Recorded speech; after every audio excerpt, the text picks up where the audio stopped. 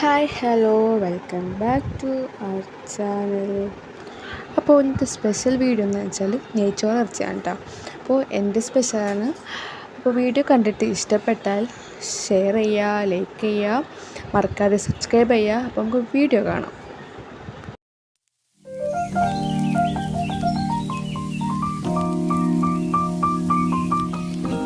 അപ്പോൾ ബീഫിന് വേണ്ട 5 സവാള, ഇഞ്ചി, വെളുത്തുള്ളി, പച്ചമുളക് എല്ലാം കൂടി ഒന്ന് ഗ്രൈൻഡ് ചെയ്തത്, 5 തക്കാളി, മീഡിയം സൈസാണെങ്കിൽ 5 തക്കാളി എല്ലാം കൂടി അരിഞ്ഞ് വെച്ചിട്ടുണ്ട് കേട്ടോ.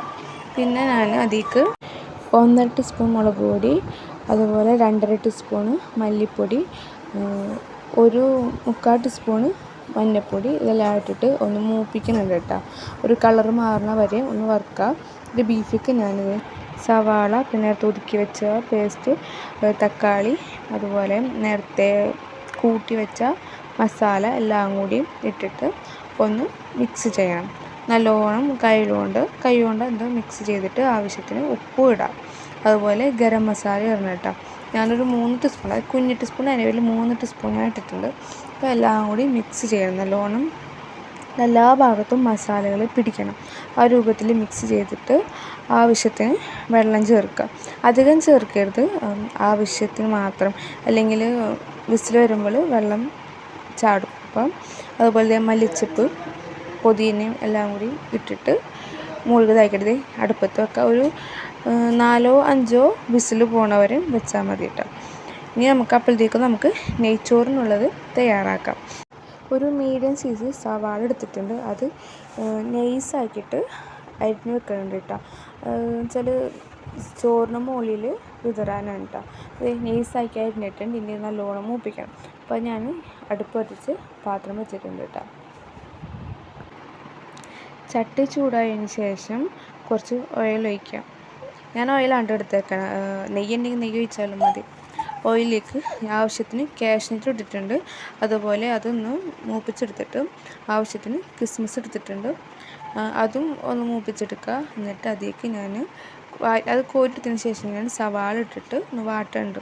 നല്ലോണം വാട്ടാം കേട്ടോ. ഒരു ബ്രൗൺ കളറാവുമ്പോൾ അത് കോരി മാറ്റി വെക്കാം. ഈ ഒരു പരിപാടി മാറ്റി വെക്കാം. എന്നിട്ട് ഈ ഒരു ഗ്ലാസ്സിൽ ഞാൻ 2 ഗ്ലാസ് ആലിബാബട അരി എടുത്തിട്ടുണ്ട്. അത് ഈ ഒരു പാത്രത്തേക്ക് ഞാൻ മാറ്റി വെക്കുന്നുണ്ട്. ഈ വെള്ളം എടുക്കുമ്പോഴും ഈ ഒരു പാത്രത്തിൽ 2 പാത്രം വെള്ളമാണ് എടുക്കേണ്ടത്.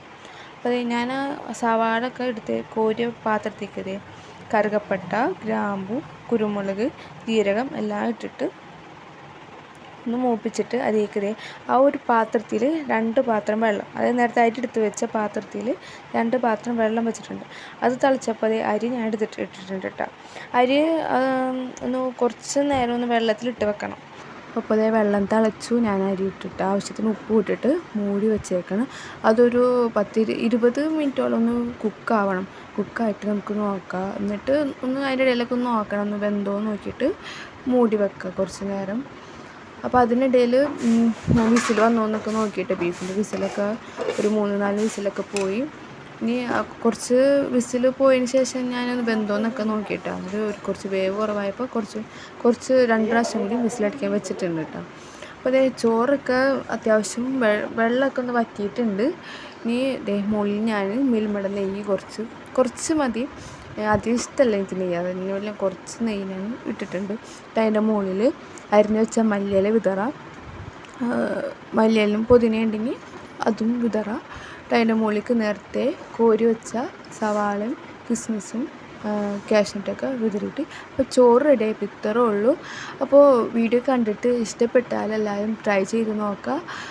ഇഷ്ടപ്പെട്ടെങ്കിൽ കമൻറ്റ് ചെയ്യുക, മറക്കാതെ ലൈക്ക് ചെയ്യുക, സബ്സ്ക്രൈബ് ചെയ്യുക, സപ്പോർട്ട് ചെയ്യുക. അപ്പോൾ ഇഷ്ടപ്പെട്ടാൽ ഷെയർ ചെയ്യാൻ മറക്കരുത് കേട്ടോ. അപ്പോൾ ഓക്കെ, ബൈ.